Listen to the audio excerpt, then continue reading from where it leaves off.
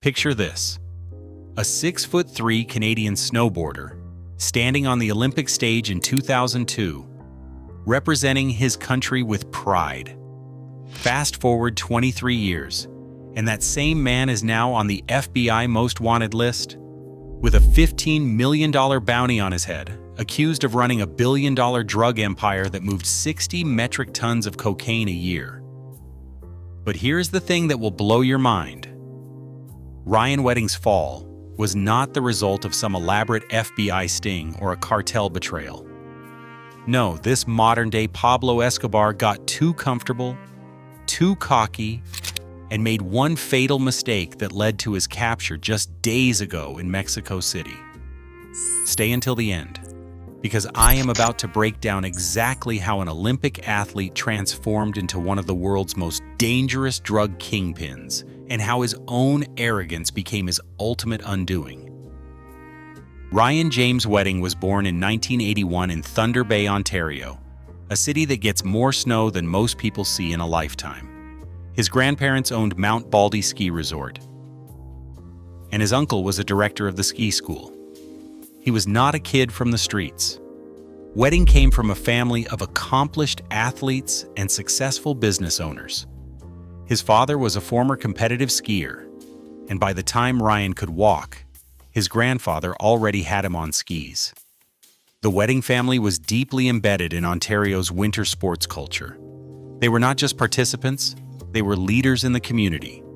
Mount Baldy was not just a business, it was a family legacy built over decades. Ryan grew up surrounded by Olympic-level training facilities, professional coaching, and the kind of resources that most aspiring athletes could only dream of.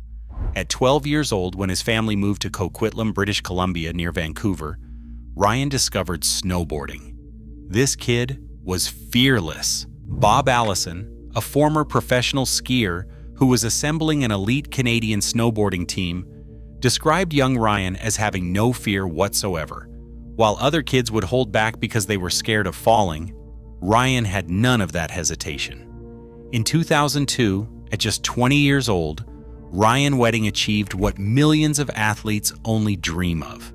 He was chosen to represent Canada at the Winter Olympics in Salt Lake City, Utah. This was his moment. Years of training, sacrifice, and dedication had led to this. The pressure was immense.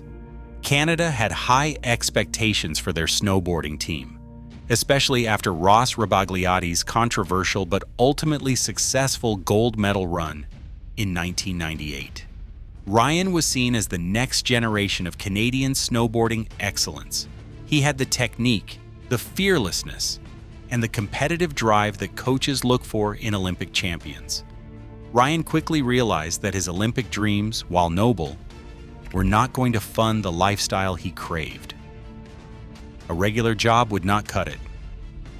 Even a successful career in sports marketing or coaching would never generate the kind of money he wanted. He wanted flashy cars, expensive watches, luxury apartments. He wanted to live like a king, and he understood that traditional employment would never get him there. As a bouncer at Vancouver nightclubs, Ryan started making friends with the very people he was supposed to keep out: dealers, smugglers, and criminals with serious connections. His girlfriend at the time noticed the transformation from the quiet family type who did not care about status or appearance to a man wearing Prada shoes and Breitling watches. Vancouver's nightclub scene in the early 2000s was a powder keg waiting to explode. The city was on the brink of a gang war over marijuana territory, and violence was becoming commonplace. Random shootings erupted in clubs, and police began sweeping through bars, throwing out anyone who looked like a dealer. The writing was on the wall. Ryan Wedding had tasted the Olympic stage, but now he wanted something bigger, more profitable, and something that would give him the power and respect he felt he deserved. After dropping out of college with a $250,000 loan from his father, Ryan bought and flipped a house in Maple Ridge, using the profits to fund a luxurious apartment in Westwood Plateau with high ceilings, a pinball machine, and a racing seat gaming setup. His garage housed snowmobiles, a Ducati, and a BMW M5. This was a privileged lifestyle. But even with the house flipping profits, this lifestyle was way too expensive for a bouncer's salary. So Ryan turned to what he saw as the perfect business opportunity, one that was quiet, profitable, and completely illegal. His friend owned a property in Maple Ridge called 18 Carrot Farms, but instead of growing carrots, they were cultivating something much more valuable. According to a confidential informant, Ryan and his partner were running a massive operation with 8,000 marijuana plants spread across multiple buildings on the property. This was not some amateur hour operation. They had invested in professional-grade growing equipment, sophisticated irrigation systems, and high-intensity lighting that could maximize plant yield. The operation was designed to produce premium-quality marijuana that could command top dollar in both Canadian and American markets. The setup was clearly professional. Twice a month, Ryan would drive out to the facility, tend to the plants, and coordinate deliveries to suppliers across British Columbia. The operation was pulling in hundreds of thousands of dollars annually, maybe more. Conservative estimates put their monthly revenue at over $100,000, with profit margins that would make legitimate businesses jealous. Hundreds of thousands in revenue was plausible.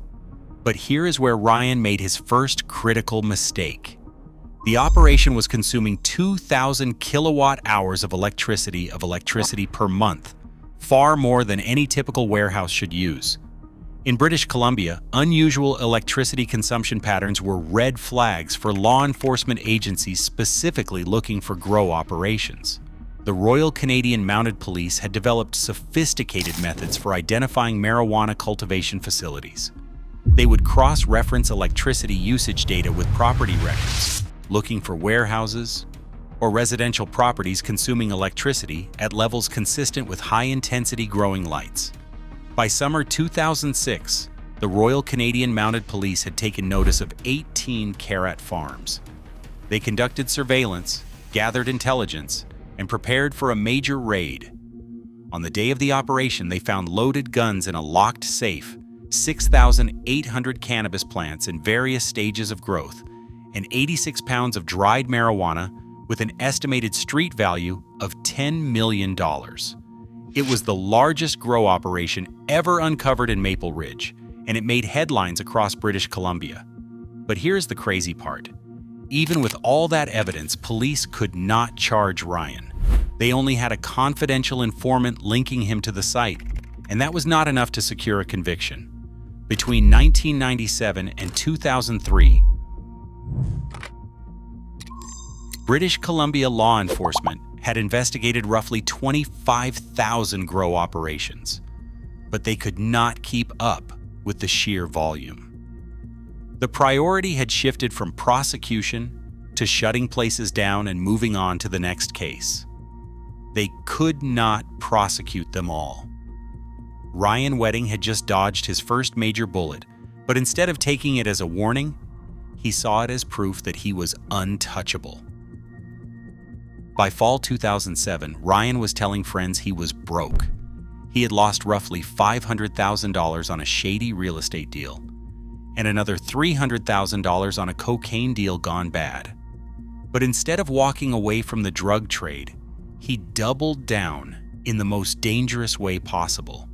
That is when he befriended Hassan Shirini, a Persian Canadian known to police since 1997.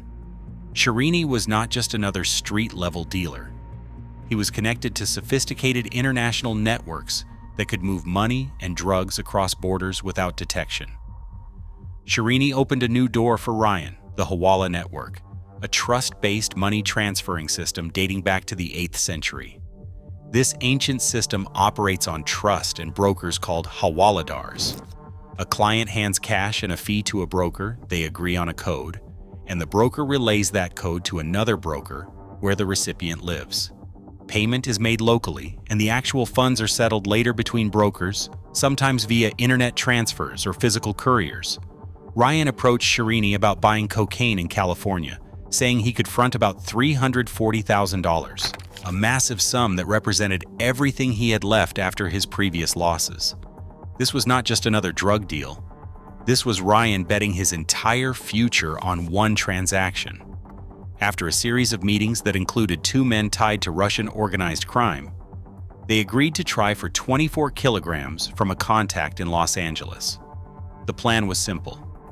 If the first deal worked, they would establish a regular supply line and scale up operations dramatically. The Russian connection was crucial because it provided access to networks that had been moving drugs and money internationally for decades. These were not street-level criminals. They were sophisticated operators with connections to organized crime groups across multiple countries. But from the moment they arrived in LA, the FBI was watching every move, every phone call, every meeting. June 10, 2008. 3 men landed at LAX San Diego, 1 Russian, 1 Persian, and 1 Canadian. They were not there for business meetings or sightseeing. They were there to buy 24 kilograms of cocaine from what they believed was a former KGB agent with connections to Colombian suppliers. That former KGB agent was actually an FBI informant wearing a wire, and the cocaine was supplied by the Bureau as part of an ongoing sting operation targeting international drug trafficking networks. Ryan Wedding had never handled a deal this big, and to FBI agents monitoring the operation, it showed in every aspect of his behavior.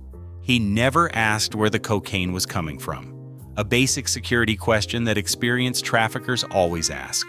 He appeared in person rather than using a middleman, another rookie mistake that exposed him to unnecessary risk. When the Russian contact, Yuri Trofimov, demanded to see the money up front, Ryan refused, saying he needed a few days to access it through the Hawala network. This angered Trofimov, who had a reputation for violence that scared even hardened criminals. He was still willing to deal, so they agreed to a modified plan: sell them 1 kilogram first as a test, then complete the larger transaction later. The FBI had agents posted throughout the airport and surrounding areas, ready to make arrests at multiple locations. But when the plan shifted, they had to adapt their surveillance and arrest strategy in real time.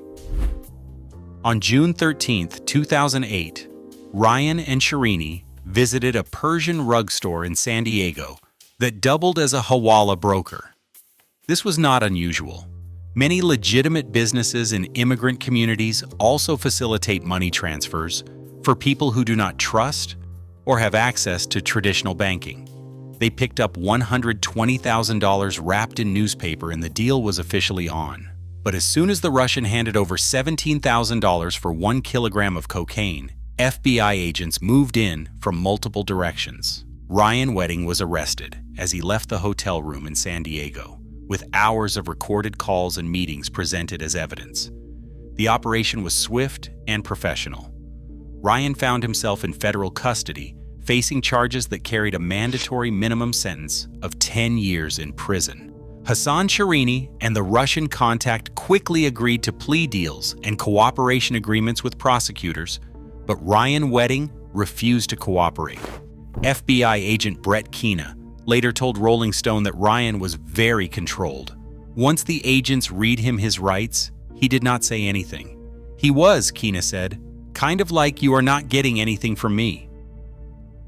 This defiance would prove to be both a character trait and a strategic mistake that would define the rest of Ryan Wedding's criminal career. Ryan Wedding was convicted of conspiring to traffic cocaine, with a mandatory minimum of 10 years. But during his sentencing hearing, he put on the performance of his life, channeling the same focus and determination that had once made him an Olympic athlete. He told the judge what appeared to be genuine remorse.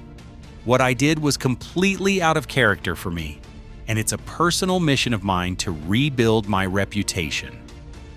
As an athlete, I was always taught that there are no second chances, and I'm here asking for exactly that." The court bought it completely.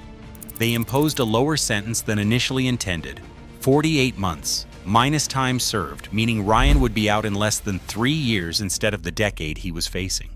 But the judge did not realize that Ryan Wedding was not planning the kind of rehabilitation they had in mind.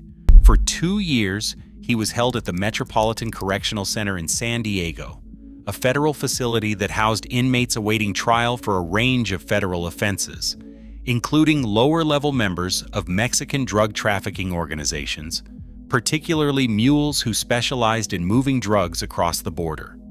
This facility became Ryan's graduate school in international drug trafficking. He was surrounded by people with connections to the Sinaloa cartel, Colombian suppliers, and sophisticated money laundering operations. These were not street-level dealers. They were professionals who understood the logistics of moving tons of drugs across international borders. FBI agent Brett Keena later admitted that they really did just turn him into a much better drug dealer than he was when he started with us, and that you have people in that facility who have amazing drug world connections.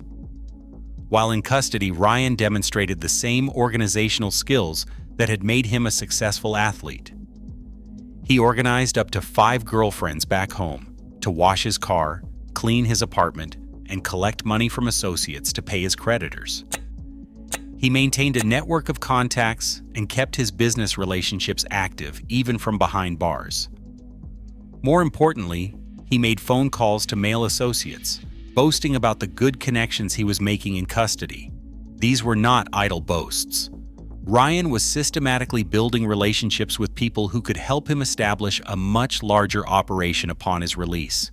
He learned about sophisticated communication methods using encrypted messaging apps, money laundering techniques involving cryptocurrency and shell companies, and most crucially, how to establish relationships with Mexican cartels that could provide protection and supply lines. Prison was not correcting Ryan Wedding. It was giving him a master's degree in international drug trafficking, taught by some of the most experienced criminals in the world. When Ryan returned to Canada in 2011, he settled in Montreal, a city where the drug trade was wide-open territory. The old Italian-American mafia control was crumbling, and the market had become much more entrepreneurial. You could work with the Sinaloa cartel without even knowing other operators existed just towns away. Montreal in the early 2010s was perfect for someone with Ryan's ambitions. The city was a major port with connections to Europe and South America. It had established networks for moving contraband, and law enforcement was focused on traditional organized crime rather than the new generation of international traffickers. By February 2014, Ryan had filed for bankruptcy, claiming to be unemployed and relying solely on family financial support.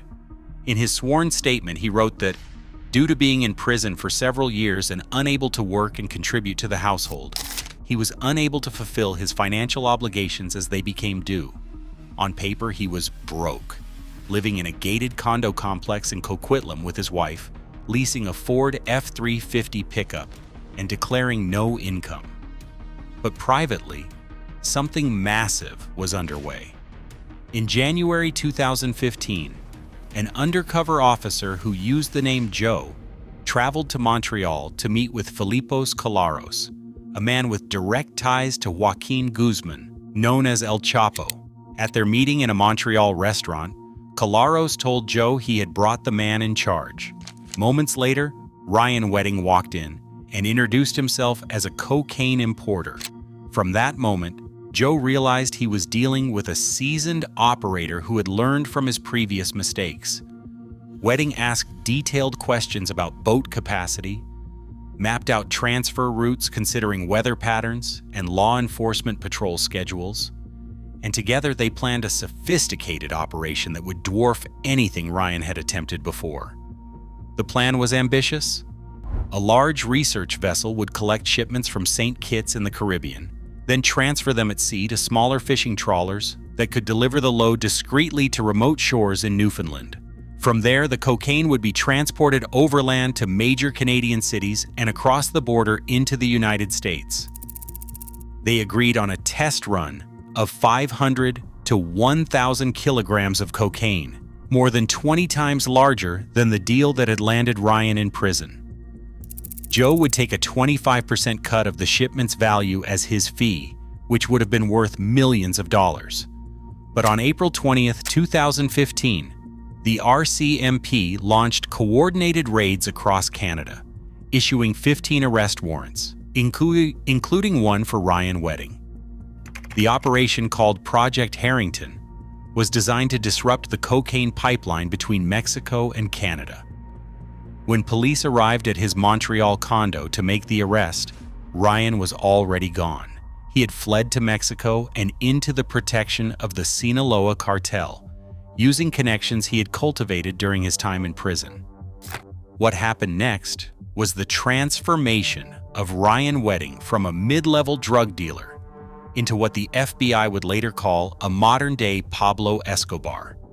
From his base in Mexico, Wedding began building a transnational machine with his second-in-command, Andrew Clark, a Toronto-based elevator mechanic who had relocated to Mexico in 2022. Clark was not just muscle. He was an intelligent operator who understood logistics and could manage complex operations across multiple countries. They worked directly with the Sinaloa cartel, which by this time had become the most powerful drug trafficking organization in the world. The cartel provided protection, supply lines, and most importantly, the infrastructure needed to move massive quantities of cocaine from South America to North America. The route was sophisticated and constantly evolving. Cocaine was sourced from labs in Colombia, transported through established cartel corridors in Mexico, then smuggled across the U.S. border into Southern California, where Los Angeles became their primary logistics hub. The choice of Los Angeles was not random.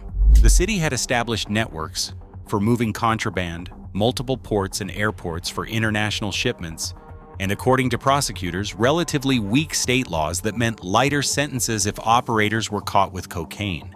From Los Angeles, the drugs were stored in a network of stash houses managed by trusted associates. These were not amateur operations. They were professional facilities with security systems, climate control, and sophisticated inventory management. When Wedding or Clark had a load ready to move, it was transported north to Canada, using long-haul semi-trucks driven by professional smugglers who understood border-crossing procedures and had clean records that would not attract attention. The numbers were almost incomprehensible. Federal prosecutors claim Wedding's organization was importing 60 metric tons of cocaine into the USA every single year. That is roughly the weight of 40 standard cars. At conservative street values, this represented nearly $500 million annually in gross revenue. But moving that much product required absolute control and sophisticated security measures. Wedding's network used a form of two-factor authentication that would be familiar to anyone in cybersecurity. They would text photos of banknotes showing serial numbers to confirm identities along the transportation chain. These tokens had to match exactly for transfers to happen, ensuring that law enforcement could not easily infiltrate the network. The organization had multiple layers of security. Drivers did not know the ultimate destination of their loads. Stash house operators did not know where drugs were coming from. Money launderers did not know the source of funds they were cleaning. This compartmentalization meant that if one part of the network was compromised, the rest could continue operating. When shipments were stolen or people crossed the organization, Wedding's response was swift and brutal. This was not just about recovering losses. It was about maintaining the fear and respect that kept a billion-dollar operation running smoothly. The indictments paint a picture of an organization that used murder as a routine business tool. Wedding is accused of ordering hits over drug debts, stolen shipments, and perceived disrespect, with multiple killings attributed to his network across Canada and the United States. The violence was not random. It was calculated and designed to send messages to anyone who might consider crossing the organization. Wedding learned from his time in prison that in the international drug trade, a reputation for violence was often more valuable than actual violence itself. In November 2023, Wedding allegedly ordered the murder of a truck driver he believed had stolen 300 kilograms of cocaine from a shipment. The missing drugs represented millions of dollars in lost revenue, but more importantly, allowing the theft to go unpunished would signal weakness to other associates. But the hit team got it catastrophically wrong. On November 20th, 2023, they broke into a rental property on Mayfield Road near the Caledon-Brampton border, believing they were targeting the truck driver's family. Instead, they found innocent people who had no connection to drug trafficking whatsoever. Jagtar Singh Sadhu, 57, was visiting from India with his wife, Harbhajan Kaur Sadhu, 55. They had been staying with their daughter Jasprit and son Garrett for 4 months and were planning to return to India in January. On the morning of November 20th, Jagtar had told his daughter, "If we don't talk today, it will be never. And remember one thing, the day I die, I will tell myself that I love my daughter more than anyone else in this world." That night around 11:30 p.m., as Jasprit was getting ready for bed, she saw a man standing in the hallway. She watched her father collapse from gunfire, heard her mother scream, and then there was complete silence except for the sound of gunshots. Jagtar was killed instantly.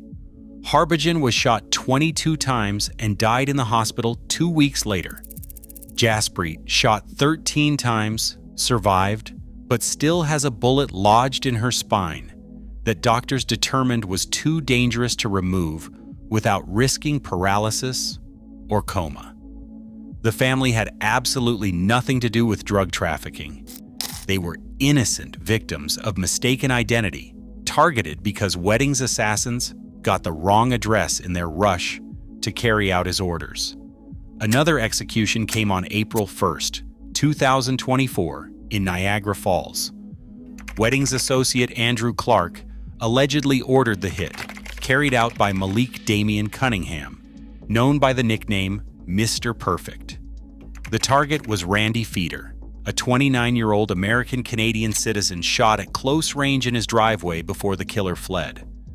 Clark had been systematically training Cunningham for these operations. After Cunningham was released from the Toronto South Detention Center, Clark arranged for him to travel to Mexico, where he already underwent weapons training ranging from small arms to long-range rifles under a program modeled on military instruction. Once trained, Cunningham was sent back to Canada with a list of targets and payment schedules. His first assignment came with a payment of $100,000. Additional contracts offered $200,000 to kill a real estate agent in Vancouver, more than twice that amount for a group in Toronto, and $1 million for a target in Dubai. But Wedding's most brazen act of violence was yet to come, and it would ultimately contribute to his downfall. After Wedding was indicted in 2024, a federal witness was scheduled to testify against him. This witness, later identified as Jonathan Acevedo Garcia, had been a key figure in Wedding's organization and possessed detailed knowledge of the network's operations, financial structure, and violent activities. According to prosecutors, Wedding's own lawyer allegedly advised him that if Victor A. was killed, the charges against them and related extradition proceedings would necessarily be dismissed. This legal advice, if true, represents one of the most shocking examples of attorney misconduct in recent memory. Wedding took this advice to its logical and horrifying conclusion. He placed a $5 million bounty on the witness's head and orchestrated a sophisticated assassination plot that demonstrated the international reach of his organization. Wedding used a Canadian website called Dirty News to post photographs of the witness and his wife, essentially crowdsourcing the location of his target. The operation was technologically sophisticated and professionally executed. They used an $18,500 phone interception tool to track the witness's location and movements. They had photographers ready to document the killing as proof that the contract had been fulfilled. The level of planning and resources devoted to this single murder demonstrated just how much Wedding's organization had evolved since his early days as a marijuana grower. On January 31st, 2025, While Jonathan Acevedo Garcia was eating lunch at a restaurant in Medellin, Colombia, a gunman walked in and shot him 5 times in the head in broad daylight. The attack was carried out in public, in front of witnesses, demonstrating the killer's confidence that he could escape without consequences. Immediately after the murder, Wedding sent a photograph of the victim's corpse to his associates, not just as proof that the contract had been completed, but as a message to anyone else who might consider cooperating with authorities. This wasn't just murder, it was terrorism designed to intimidate witnesses and obstruct justice on an international scale. But here is where Ryan Wedding made the fatal mistake that would lead to his downfall. He got comfortable. Too comfortable. Despite being on the FBI most wanted list with a $15 million reward for his capture, Wedding could not resist the lifestyle he had built. According to sources, he was living lavishly in Mexico, protected by the Sinaloa cartel, and seemingly untouchable. The lifestyle was everything he had dreamed of as a young athlete watching other people live in luxury. He had multiple properties, a collection of high-end motorcycles, custom vehicles, and the kind of respect and fear that comes with running a billion-dollar criminal enterprise. But Wedding's biggest weakness was his ego. He could not completely disappear because he needed people to know who he was and what he had accomplished. He maintained communication with his network, made decisions about operations, and continued to live as if he were untouchable. The FBI had been tracking his assets for months, building a comprehensive picture of his organization's financial structure. In December 2024, they got a major breakthrough when Mexican authorities seized Wedding's prized motorcycle collection. 62 motorcycles valued at $40 million, along with his custom Mercedes-Benz worth $14 million. Drugs including cocaine, methamphetamine, and fentanyl, artwork, and 2 Olympic medals he had kept as trophies from his former life. The seizure was not just about recovering assets. It was intelligence gathering that provided crucial information about his location, his associates, and operational patterns. But Wedding's biggest mistake was not the flashy lifestyle. It was his digital footprint. Despite being one of the world's most wanted fugitives, he could not resist maintaining some level of online presence and communication with his network, using encrypted messaging apps. FBI Director Kash Patel later revealed that Wedding had been using Threema and other encrypted platforms, believing he was safe under cartel protection in Mexico. But even encrypted communications leave digital traces that sophisticated law enforcement agencies can follow.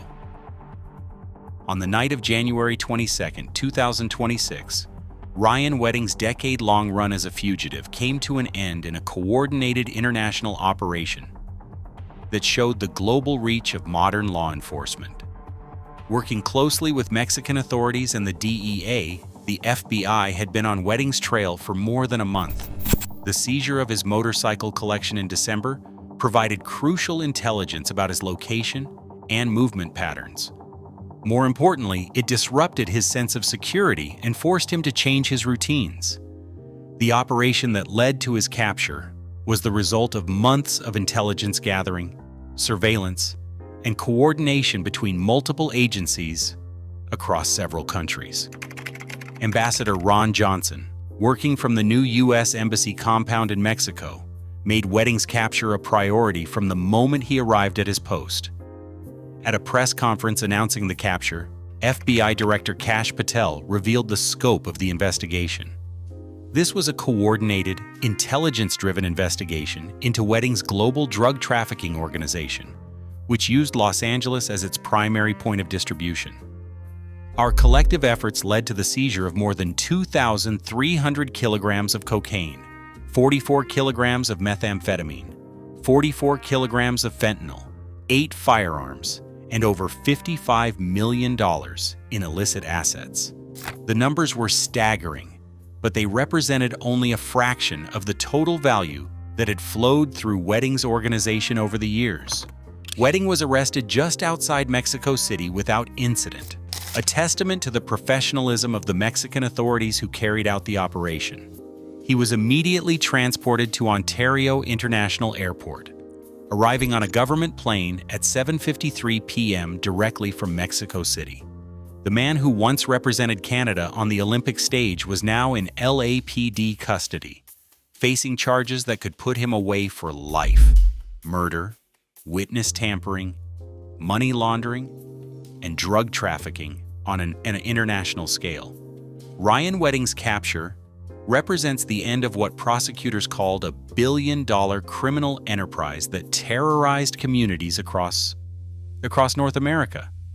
But the damage he caused will last far longer than any prison sentence he might receive. The human cost of Wedding's criminal empire is impossible to calculate. Families destroyed by violence, communities flooded with drugs, young people whose lives were derailed by addiction, all because an Olympic athlete decided that his dreams of wealth and power were worth more than human life. Jasprit Sadhu, the daughter who survived being shot 13 times in the mistaken identity killing, still hears her mother's screams every day. She said, "I can never forget that." Speaking about Wedding, her words were clear and haunting. He will have to face his karma. The investigation into Wedding's organization led to the arrest of 36 people across multiple countries. The Treasury Department sanctioned 19 individuals, including Wedding himself. Authorities seized mountains of drugs, cash, weapons, luxury vehicles, motorcycles, artwork, and jewelry, worth tens of millions of dollars. But beyond the statistics and seizures, Wedding's story represents something deeper about the choices we make and their consequences. He had everything: Olympic glory, family support, natural talent, and opportunities most people never get. He came from privilege, had access to resources, and possessed the intelligence and drive to succeed in legitimate endeavors. Yet he chose a path that led to violence, destruction, and ultimately his own downfall. Wedding's story is a cautionary tale about how quickly someone can fall from grace when they choose the wrong path. And it is also a story about how arrogance and comfort can become fatal weaknesses even for the most successful criminals. From Olympic slopes to FBI's most wanted, Ryan Wedding's story shows us that no one is above the law, no matter how far they run or how powerful their protection. His comfort became his weakness. His arrogance became his downfall, and his choices destroyed not just his own life, but countless others. If you want to see more stories about how the mighty have fallen, make sure to subscribe and hit that notification bell. Until next time, stay safe out there.